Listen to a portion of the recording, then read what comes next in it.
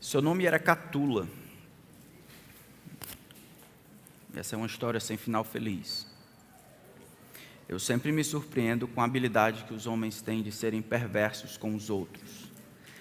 Mas dentre as muitas guerras civis que explodem lá na África subsaariana, tem-se notícia de uma história real em que o ditador, embora reconhecesse a democracia, ele iria decepar a mão direita dos homens para que esses não votassem.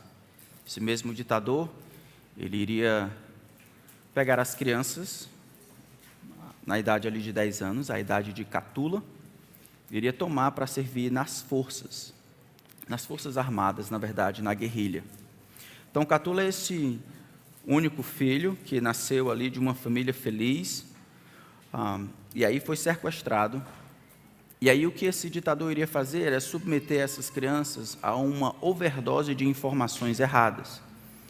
Iria pegar essas crianças, iria dar muitas informações erradas a respeito da vida, de maneira a desconstruir o passado, as histórias, os bons momentos, da tal maneira que dentro de alguns meses essas crianças não conseguiriam reconhecer seu próprio nome, ou o nome de sua tribo, ou o nome de seus pais. Alguns pais tentaram, sem sucesso, retornar para libertar os seus filhos, mas não conseguiram. Na verdade, eles foram tratados com grande desrespeito, como estranhos e inimigos. Eles submetiam as crianças a uma overdose de informação falsas, que iriam negar as realidades mais básicas da vida a respeito de quase qualquer coisa. A respeito do que era importante, a respeito de família, a respeito de tribo, a respeito de praticamente tudo, nos pontos mais básicos. E então essas informações, sendo cridas e tomadas como verdade, iriam transformar aquela pessoa, aquela criança, até o ponto em que eles iriam substituir a sanidade mental pela loucura. É sobre isso que eu queria chamar a atenção dos irmãos nessa noite. Sobre loucura. Não aquela loucura que é fruto do enfraquecimento dos nervos, do cérebro. Não aquela loucura que é resultado clínica, que é resultado da falta de atividade cerebral, mas aquela loucura que é o resultado de informações erradas sendo cridas e recebidas como verdade, ao ponto de transmutar, de transformar, de deturpar a realidade do que eu penso a respeito de mim, a respeito de Deus, a respeito da vida. Essa é a loucura que Jesus falou, por exemplo, no livro de Marcos. É do interior do coração dos homens que procedem os maus desígnios, a luxúria, a inveja, a cobiça, a imoralidade sexual, a loucura. Queria ver isso com os irmãos no capítulo 12 do Evangelho de Lucas, a partir do verso 13. Lucas capítulo 12, a partir do verso 13.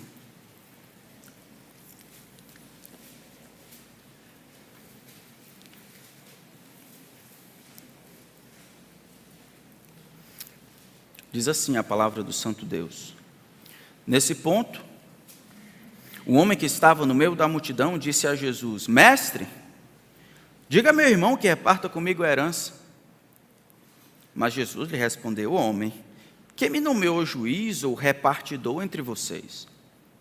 Então lhes recomendou: tenham cuidado e não se deixem dominar por qualquer tipo de avareza, porque a vida de uma pessoa não consiste na abundância dos bens que ela tem. E Jesus lhes contou ainda uma parábola, dizendo: o campo de um homem rico produziu com abundância. Então ele começou a pensar: que farei? Pois não tenho onde armazenar a minha colheita. Até que disse: já sei! Destruirei os meus celeiros, construirei outros maiores, e aí armazenarei todo o meu produto e todos os meus bens. Então direi à minha alma: você tem em depósito muitos bens para muitos anos. Descanse, coma, beba e aproveite a vida. Mas Deus lhe disse: louco, esta noite lhe pedirão a sua alma. E o que você tem preparado? Para quem será? Assim é o que ajunta tesouros para si mesmo, mas não é rico para com Deus. Vamos orar.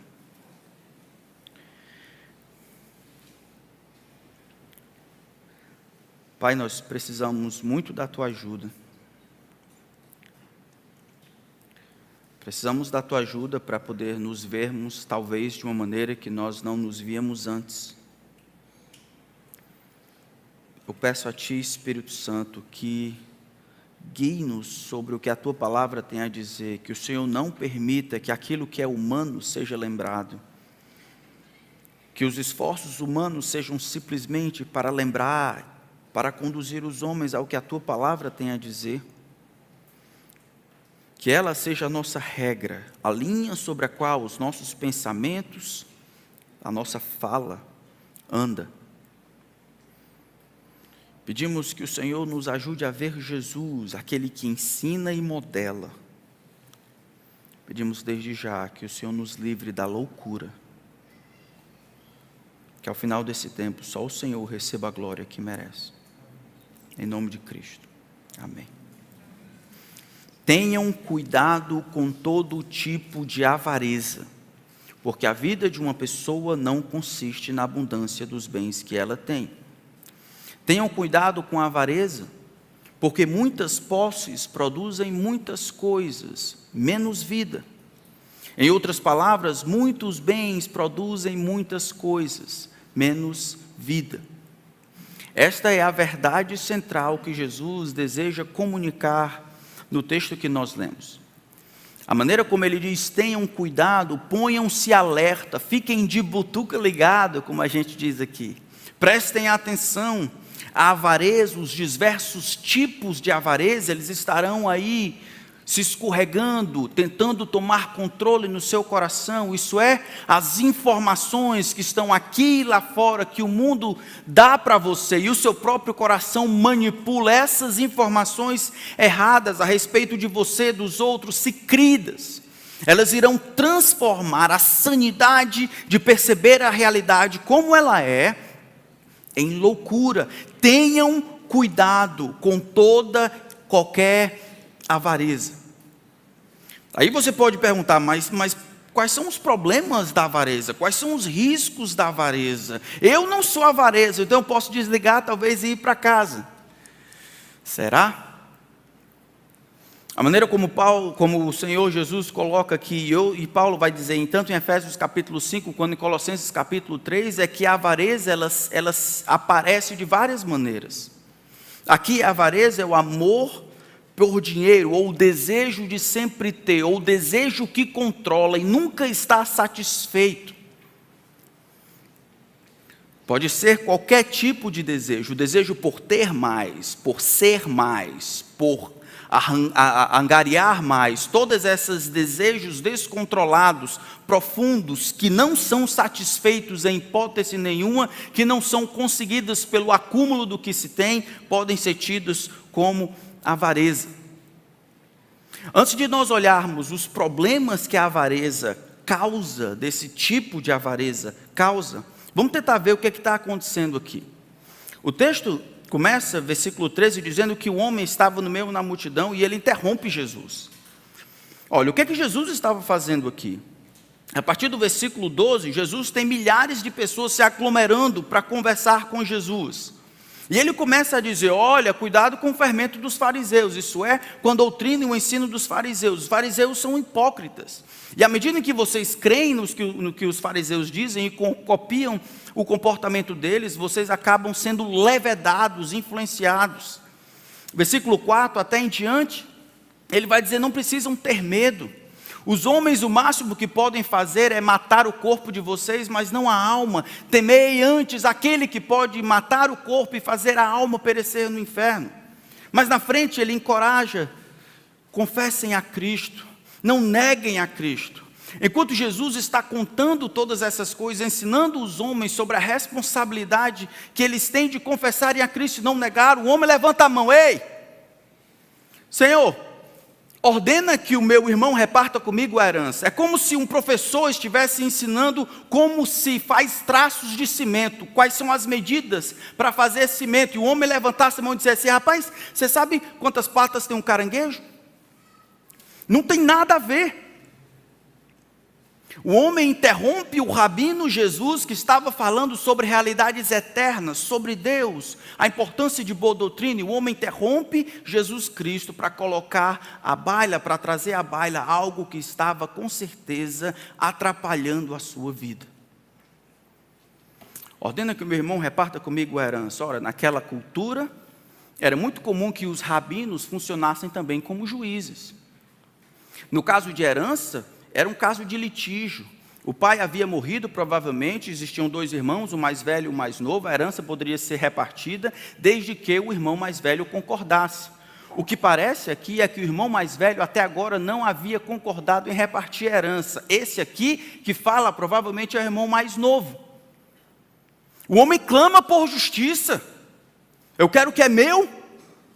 Pai morreu. Eu quero a parte que me cabe.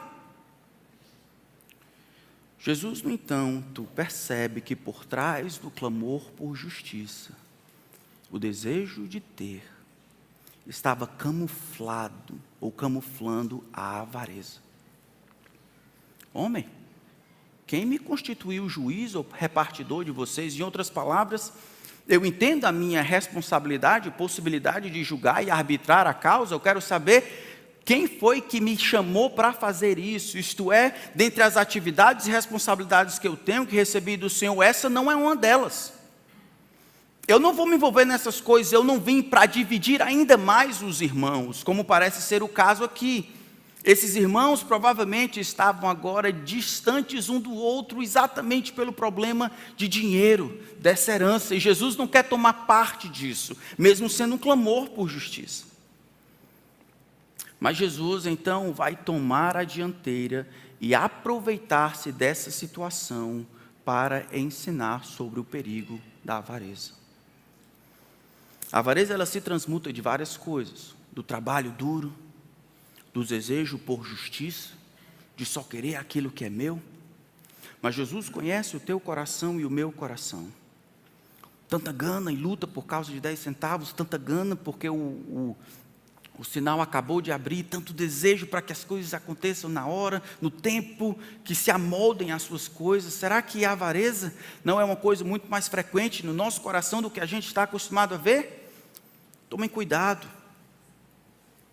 Tomem cuidado com todo e qualquer tipo de avareza. Em primeiro lugar, guardem-se da avareza. Ele diz, porque ela altera nossa visão da vida. É isso que ele diz no versículo 15.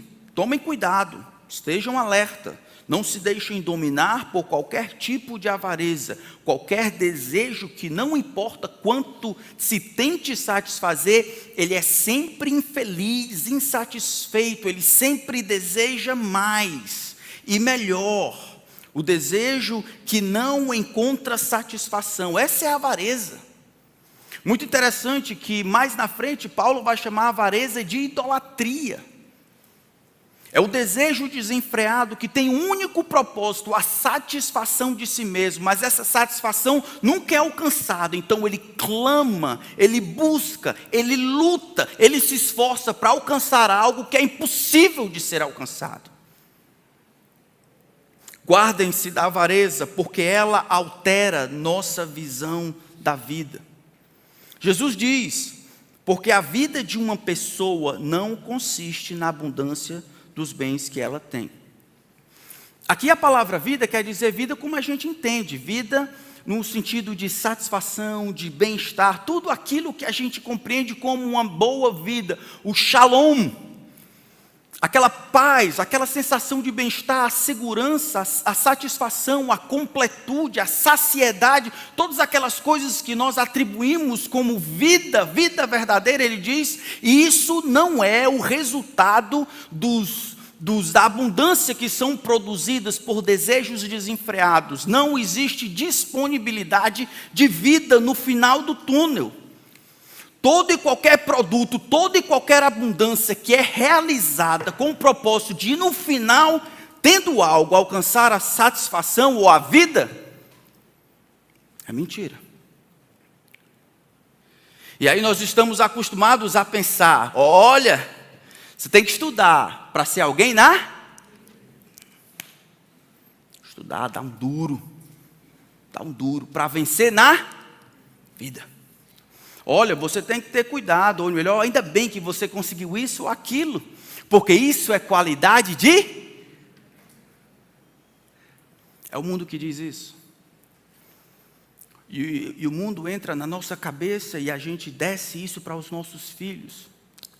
Todas essas 3 frases, elas carregam consigo a ideia de que vida é conseguida, não à parte, mas junto com dinheiro. Sucesso profissional, status, carro, casa, comida lavada, 3 mil por mês. Eu disse o quê? Eu disse a vida tem que estar lavada também. Casa, comida, roupa lavada. Verdade. Quem lava roupa, lava vida também. Roupa lavada e 3 mil por mês. A maneira mais comum dos homens lidarem com as finanças são, alguns vão simplesmente esconder e fingir que não tem posse nenhuma. Outros vão usar as posses para produzir o conceito de vida. Eles vão tentar lutar para que, tendo as coisas, eles irão produzir o que eles compreendem como vida, satisfação, alegria, segurança, felicidade. Outros vão comprar o que o dinheiro pode pagar, outros vão comprar mais seguros, outros vão usar para conseguir poder, fama e status. Jesus está dizendo, o Filho de Deus, o cristão, o discípulo de Jesus, não pode colocar na mesma equação o que eu consegui devido à minha gana e avareza, igual à vida. Qualquer tipo de avareza, de todo tipo, de fama, de sexo, de poder, de status, de proteção, todas essas coisas não são conseguidas por meio do acúmulo desenfreado de bens. Vida não está disponível na abundância dos bens que os desejos insatisfeitos criam. As posses, na verdade, conseguidos como a avareza, elas estão atreladas ao medo profundo, mas irracional de que um dia pode faltar. De que um dia pode não ter suficiente. Quanto mais eu desejo, mais isso indica a insegurança que eu estou recebendo em meu coração, demonstrando no meu coração, e isso nunca morre. Em segundo lugar, você não é o que você tem, mas como você tem determina quem você é. O mundo vai dizer que você é aquilo que você tem. Jesus vai dizer, isso não tem nada a ver. Você não é o que você tem, mas como você tem as coisas, ou seja, como você lida com as suas posses, vão determinar quem você é. Em novembro de 2019, o Brasil ele conquistou um recorde. 63,8 milhões de inadimplentes. É um novo recorde. E muito embora eu saiba que muitas pessoas se tornaram inadimplentes porque simplesmente foram acometidas por coisas que eles não estavam esperando. Você, como eu, sabe que muitas pessoas eles compram porque precisam comprar. É aquele consumismo que sai de casa para comprar um par de meias e volta com uma geladeira, um fogão, um automóvel e com a rifa de um avião. É aquele coração que não resiste a uma pichincha, que não importa se é Black Friday, ou Monday, ou Sunday, o negócio tem que ser black. Sendo black, eu estou dentro. Esse espírito consumista é o que Jesus falou de avareza. É aquela gana por ter, aquela impossibilidade de pensar em refletir. É o desejo por achar o que eu quero como o que eu preciso. Achar que aquilo que me dá prazer é exatamente aquilo que eu preciso. E aquilo que eu preciso eu quero. Não importa se eu não tenho com o que pagar, eu quero estar lá. Porque isso implica quem eu sou. Oh, meus irmãos, a vida de um homem não consiste na abundância de bens que ele possui. Guardai-vos de toda e qualquer avareza. Se você não se guardar da avareza, ela vai mudar a maneira como você percebe a vida. Em segundo lugar, devemos nos guardar da avareza, porque ela altera a nossa visão das posses. Uma vez fizeram uma entrevista com 2 homens de sucesso, conforme se diz, bastante recursos, e perguntaram para ele: olha, qual seria o salário ideal? A resposta foi: sempre um pouco mais. Qual o salário ideal? Sempre um pouco mais. Esse é o espírito avarento, que não compreende ou não aceita a soberania de Deus, mas sempre está avesso a qualquer satisfação, sempre insatisfeito com o que tem. Guardem-se da avareza, porque ela altera a nossa visão das posses. Para explicar isso, essa verdade, Jesus, ele vai contar uma parábola. No versículo 16 ele diz: Jesus contou ainda uma parábola. Uma parábola é uma historieta que tem uma verdade espiritual. Tem 2 níveis de significado, aquilo que se vê e o que Jesus quer explicar. E a parábola começa assim: o campo de um homem rico produziu com abundância. Então ele começou a pensar: que farei, pois não tenho onde armazenar a minha colheita? Até que disse: já sei, destruirei os meus celeiros, construirei outros maiores e armazenarei todo o meu produto e todos os meus bens. Então direi à minha alma: você tem em depósito muitos bens para muitos anos. Veja que a história começa com um homem que já era rico. Tendo esta riqueza, naquele momento ele tem um bônus, certo? Ele tem um dinheiro extra. E quando esse dinheiro extra acontece ou aparece, não por uma mudança de mercado, mas porque aquele ano a colheita produziu mais, ele deveria ter pensado: Deus, é Ele que faz a chuva, Ele que faz o sol aparecer, é Ele que faz as coisas germinarem. Então, desta forma, não é que eu consegui, mas Deus que deu. Ao contrário disso, o homem observa, na verdade, o passivo que existe aqui. O campo produziu, está tentando linkar para Deus, que por trás de todas as bênçãos, Ele é o arquiteto, é aquele que conduz, é aquele que dá, é aquele que provisiona. O homem, no entanto, não reconhece que isso vem de Deus.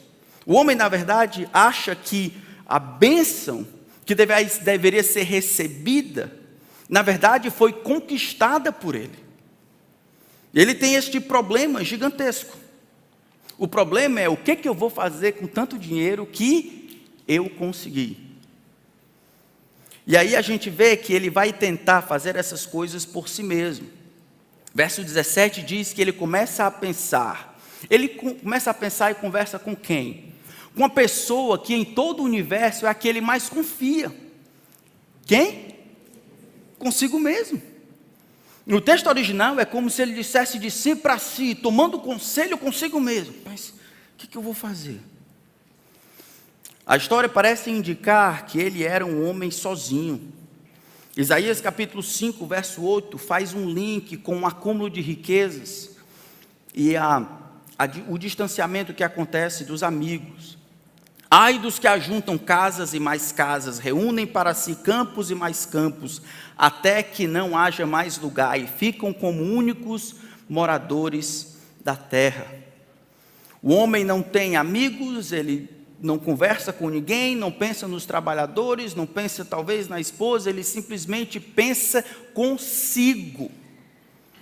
E aí no versículo 18 em diante, veja um tanto de pronomes possessivos. Veja ele externando a sua filosofia, como ele vê as riquezas ou as posses. Já sei, eureka, eu destruirei os meus celeiros, construirei outros maiores, e aí armazenarei todo o meu produto e todos os meus bens. Então direi a minha alma. O homem acredita que tudo é dele. O homem acredita que os bens devem ser usados exclusivamente para si. No reino de Deus, irmãos, apesar de essa ser uma perspectiva muito comum, na perspectiva de Deus, os recursos que nos foram dados não são para uso exclusivo nosso. E os recursos que nos foram dados, principalmente os extras, não são para serem utilizados como se nós fôssemos os verdadeiros donos. Pastor, lá vem o senhor quer dizer que eu engulo sapo a semana inteira, trabalhei desde cedo, ainda hoje trabalho acordando cedo, isso quer dizer que eu tenho que pensar, quando tem uma virada, e eu consigo um pouco mais de recurso, isso quer dizer que eu tenho que pensar nos outros, é isso que o senhor está dizendo? Eu pensava que a habilidade que o Senhor havia me dado, ou eu tinha melhorado, que tinha condições de vender gelo no Alasca, ou vender paletó para índio, isso me dava condições de fazer o que quisesse com aquilo que é meu. O dinheiro é meu, não roubei de ninguém, foi eu que trabalhei duro, eu posso fazer o que quiser. Ora, quem é o Senhor, quem é Deus para dizer como eu devo gastar meu dinheiro? O dinheiro é meu. Esse é o primeiro ingrediente da loucura. Salmo 100 vai dizer, do Senhor é a terra e a sua plenitude, o mundo e os que nele habitam. Atos capítulo 17 vai dizer, porque dele vem a respiração, a vida e tudo mais, porque nele existimos e nos movemos, dele somos criação. Tudo que você tem nada mais é do que o exercício e o trabalho e o esforço de pessoas que vieram antes de você, do seu pai, talvez da sua mãe, que deu um duro desgraçado para poder lhe dar a educação que você tem, ou de outras pessoas que ajudaram você, ou de oportunidades que Deus fez surgir. Quando você articula qualquer palavra, a língua que tem na sua boca foi Deus que deu. Todas as vezes que os neurônios batem um no outro e fazem você mandar uma ordem daqui para cá, para digitar, para andar, para falar, aquela sinapse foi permitida pelo dono de todas as coisas. É Deus, o Criador, que tem autoridade e governa, e é o dono de todas as coisas. Esse homem não sabia disso, ou em sua loucura, desprezou isso. Eu vou fazer o que quiser com aquilo que é meu. É meu. É justo. Eu não roubei. Trabalhei duro. Aproveitei a oportunidade. Estava lá no lugar certo. Disse a coisa certa. É meu. É meu. É meu. E eu faço o que quiser com aquilo que é meu. Esse é o combustível da loucura. Todas as vezes que o Senhor lhe beneficiar com bênçãos, olha a sua volta. Efésios capítulo 4 vai dizer, aquele que furtava, aquele que roubava, não roube mais. Antes trabalhe com as próprias mãos, fazendo o que é bom. Para quê? Para que tenha com que acudir ao necessitado. Trabalhamos para ajudar os outros. Trabalhamos para as necessidades dos outros. Sim, trabalhamos para dividir. Mas isso não é injusto. É injusto se você achar que é seu. Mas se você compreender que isso de fato vem de Deus, de quem todos esperam, como diz o Salmo 145, esperam para receber dele o sustento, você vai perceber que as coisas que ele lhe confiou, na verdade, devem ser utilizadas por ele, para fazer o que ele quer, não o que você quer. Mas a ganância e a avareza vai influenciar você para que você tenha uma visão errada a respeito das posses. Não importa se elas são regulares, não importa se elas são extras. Para o Filho de Deus, quando se ganha mais, só existe uma possibilidade. Não foi porque o mercado endoidou, não foi porque você foi esperto, foi presente de Deus. Conta-se a história de um professor do seminário que recebeu um valor diferente do que costumava receber no seu recurso mensal. E esse homem era conhecido por sua piedade. E ele pensou: Deus, esse dinheiro veio de ti, o que eu devo fazer com esse dinheiro? E o tempo se passou e tal. Ele entrou uma vez na sala, tinha um aluno lá. O aluno havia recebido o final de um exame, o resultado de um exame. A sua esposa estava doente e precisava de um tratamento, ele não tinha nenhum recurso. O aluno não percebeu que o professor tinha entrado, ele só chorava e orava. Chorava e orava. O professor, alarmado, esperou que ele terminasse, e ao final da aula perguntou: o que aconteceu? Aconteceu isso. A esposa precisa de um tratamento. Quanto custa o tratamento? Era exatamente o valor que aquele professor havia recebido. Se o recurso é de Deus, ele está disponível para...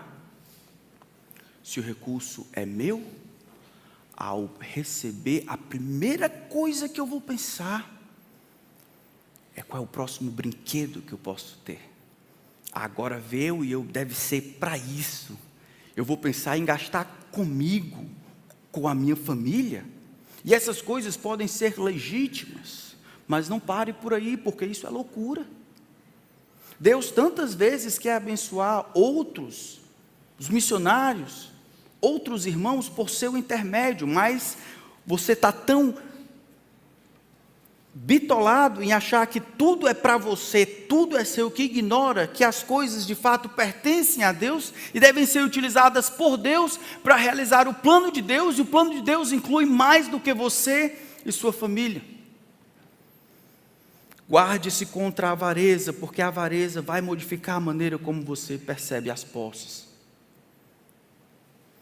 Guarde-se também contra a avareza, porque ela produz uma falsa segurança de vida. A parábola continua. Veja no verso 19, que depois dele fazer esse projeto fabuloso, ele diz: então eu direi à minha alma: alma, tu tens em depósito muitos bens para muitos anos. Essa é a maneira como ele compreendia a vida. Vida nada mais é do que o resultado das aglomerações de bênçãos que eu consegui por meio da minha avareza. Todas as vezes que você faz uma compra ou faz uma venda, todas as vezes que você acumula algo e você recebe a notícia que algo aconteceu financeiramente e você suspira: agora vai dar certo. Isso é avareza. Porque a vida não consiste na abundância de bens que possui. Vida, no sentido mais completo do termo, é doação e presente de Deus. Não é conseguido pela aglomeração, por aglutinar bens e posses. Guarde-se então da avareza, porque a avareza produz uma falsa sensação de segurança. Ele diz no verso 19: come, bebe e aproveite a vida. É exatamente como o mundo entende vida, não é não? O que é que o mundo faz? Ele come, bebe, faz festa. É só isso. Ele come, bebe e faz festa. É só isso que o mundo sabe fazer. Então ele escuta do alto, verso 20, mas Deus lhe diz: louco, esta noite lhe pedirão a tua alma, e o que tens preparado, para quem será? Aqui Deus, que parece que estava olhando de cima, ele interrompe aquele plano megalomaníaco, e ele intervém dizendo, e ele chama este homem de uma das palavras mais pesadas da Bíblia, seu tolo, louco, sem juízo, mas não aquele sem juízo por infantilidade, mas seu perverso. Como você ousa programar a sua vida como se não tivesse interrupções? Como você ousa organizar a sua vida como se você fosse o soberano dela? Como é que você ignora que sou eu o dono de todas as coisas? Eu abaixo e eu elevo. Sou eu que preservo a vida. Não é o tanto que você tem. Não existe vida como resultado do que você acumula. Não importa quanto você tenha. Não importa as quantidades inimagináveis de seguros. Ou dietas. Ou as coisas caras que você compra para manter a sua saúde e preservar a sua vida. Tolo! Esta noite, em outras palavras, aquilo que você tem não consegue manter você vivo, nem por uma noite. Essa noite pedirão a tua alma. A palavra pedir alma aqui é como pedir de volta. Ele usa na terceira pessoa como se ele, Deus, estivesse delegando talvez para alguém, o anjo da morte ou a pessoa responsável por, recebendo a ordem do Criador, recrutar ou pedir de volta o galego de Deus. Essa noite vão pedir a tua alma de volta. Eu sei que a gente tem falado muito, e o mundo fala a respeito de direito à vida, e isso, o direito inalienável à vida, isso funciona entre pessoas iguais, isso é, você tem direito, eu tenho direito, eu não tenho direito de tirar a sua, você não tem direito de tirar a minha. Isso não funciona com Deus. Para Deus, na Bíblia, vida não é direito. Vida humana é um empréstimo de Deus. É Deus quem dá um empréstimo e dá vida aos homens, mas essas vidas não pertencem a eles. O pobre homem achava que controlava e que tinha todas as coisas. O celeiro é meu, saúde minha. O dinheiro meu, família minha. Eu tenho um controle da minha vida, tudo é meu. Se eu fizer aqui, daqui para acolá, eu vou me preservar, porque eu tenho muito, para muitos anos. O pobre não tinha controle, não era dono nem da sua alma. Seu louco. O coração desse homem, alimentado pelas mentiras do mundo, substituiu sanidade por loucura. O teu pelo meu, o passageiro pelo eterno. Esta noite te pedirão a tua alma. E o que tens preparado? Para quem será? Ambrósio dizia, que serviu como pastor no IV século, dizia que as coisas que não podemos levar conosco não são nossas. Somente compaixão nos acompanha. Fico imaginando o homem que primeiro levantou a mão, onde é que ele estaria agora? Ordena que o meu irmão reparta comigo a herança. Jesus está dizendo, tá, aí eu vou mandar, tu vai ter teu dinheiro, e aí? E aí? Tá, sim, e aí? E depois? Está achando que com o dinheiro vai produzir vida? Você é louco. A vida de um homem não consiste na abundância de bens que ele possui. Então o Senhor Jesus termina a parábola no versículo 21, dizendo, assim é o que ajunta tesouros para si mesmo. Assim, ou seja, louco como este homem aqui, é todo aquele que ajunta para si mesmo e não é rico para com Deus. A ideia é que não existe meio termo, ou se ajunta para si, ou se usa os recursos da maneira de Deus. Jesus aqui não está traçando nenhum comentário negativo a respeito de dinheiro. Dinheiro aqui não é o problema.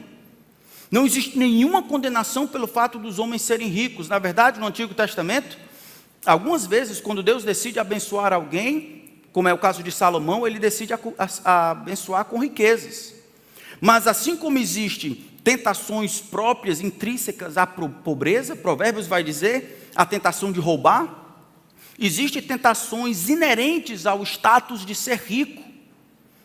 E todos nós, eu e você, precisamos estar refletindo nessas coisas. Quem você é, você vai lidar com tentações específicas. O que Deus quer é que você se livre da loucura.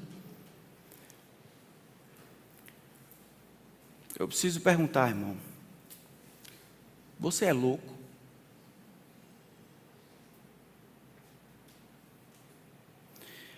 Parece que loucura e avareza são duas coisas que são difíceis de serem confessadas. O louco, tanto avaro, parece que são as pessoas do lado de fora que conseguem detectar sintomas de loucura e de avareza. Você é louco?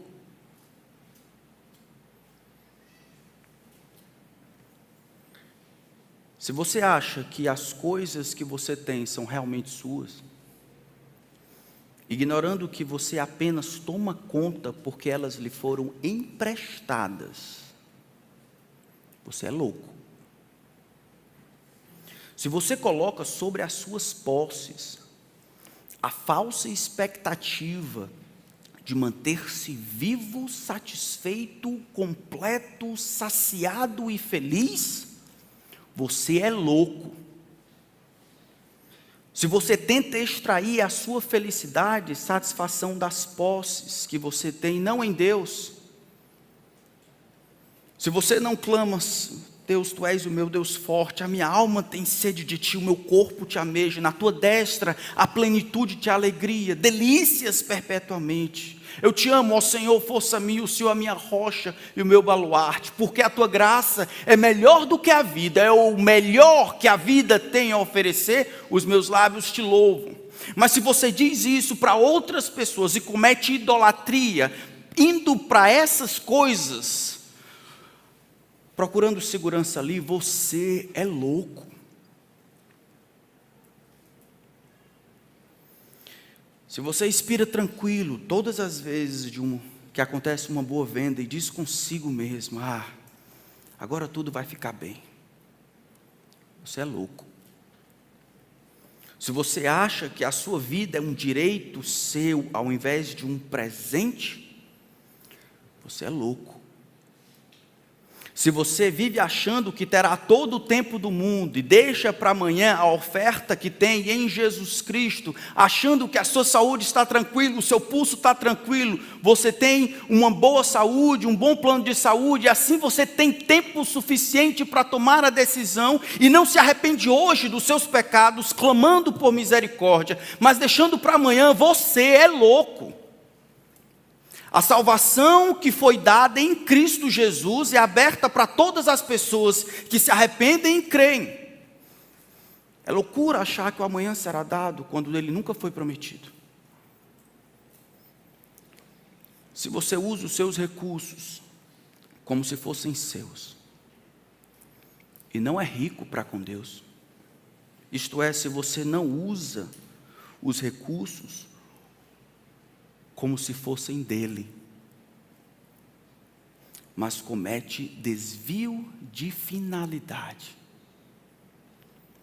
todo o tempo, você é louco. Pastor, o senhor está falando de dízimo? Não estou falando de dízimo nenhum. Negócio de dízimo, escondeu, não estou falando de dinheiro. O problema é que dinheiro e coração estão muito ligados. Você acha que dá 10% a Deus, aí você pensa, os 90% é meu. Isso é mentira. Isso é mentira. É o homem que vai na fazenda de outro homem, pega uma vaca do homem, ordenha, pega o leite, usa a geladeira, faz iogurte e diz, tudo bem, eu vou te dar esse jarrinho aqui, o restante tudo meu. Tudo pertence a Deus. Não importa se você dá ou não dá, tudo pertence a Deus. Não é apenas se você escolhe fazer assim, com os 10%, aí é entre você e Deus, mas não acho que os 90% pode ser usado de maneira indevida. Tudo pertence ao Senhor, e se não é assim, você é louco. Louco é todo aquele que ajunta para si mesmo, e não é rico para com Deus. Me diga, irmão, você é louco? Você tem usado os recursos que Deus tem lhe confiado, todos eles, seu tempo, seus filhos, seu dinheiro, seu carro, suas roupas, como se o dono de fato e último das coisas estivesse dizendo: é assim que faz, é assim que faz. Ou você fez um desvio na cabeça e dá um pouquinho achando que Deus está feliz, porque você deu um pouquinho, ignorando que tudo pertence a Deus. Para o cristão, está claro que nós vivemos em função do reino, amém? Nós vivemos para Jesus e o seu reino. Nós agimos e reagimos em função de Jesus e do seu reino. Jesus não somente ensinou o perigo da avareza e de ajuntar para si, mas ele próprio modelou como fazer diferente. Ele disse, tal como o Filho do Homem, por exemplo, que não veio para ser servido, mas para servir. Vocês lembram da graça? 2 Coríntios vai dizer que o Filho do Homem, sendo rico, se fez pobre por amor de vós, para que pela sua pobreza vocês se tornassem ricos. Jesus Cristo não somente diz como viver em sanidade, e não na loucura do mundo, mas Ele nos mostra como fazer. O desejo de Deus é que você viva a sua vida sem ser impregnado pela avareza. Nós vamos orar. Enquanto nós oramos, eu queria que os irmãos que vão ajudar aqui na mesa viessem. Enquanto nós participamos da ceia do Senhor, eu gostaria que nós pensássemos, respondêssemos à pergunta: Senhor, o Senhor acha que eu sou louco? Vamos orar silenciosamente.